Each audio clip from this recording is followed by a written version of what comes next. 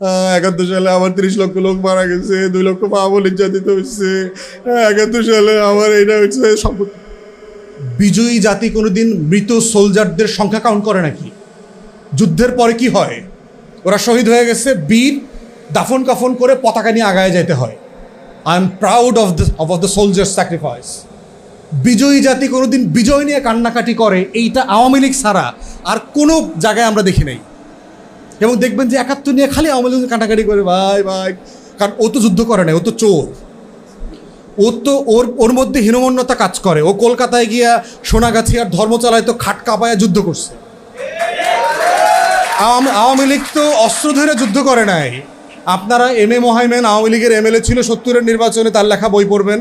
ঢাকা, আগরতলা, মুজিবনগর ক্যাটাগরিকলি বলছে জহির রায়হানের মারলো কেন? বেচারা সাংবাদিক ছিল, যুদ্ধটাকে সারা দুনিয়াতে পরিচিত করাইছে।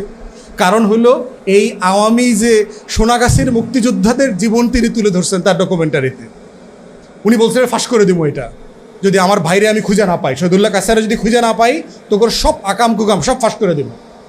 এবং 30 তারিখ প্রেস ক্লাবে সংবাদ সম্মেলন করে তার এই ডকুমেন্টারি ফাঁস করার কথা ছিল, এবং সেই দিন সকালেই তাকে গুম করা হয়েছে।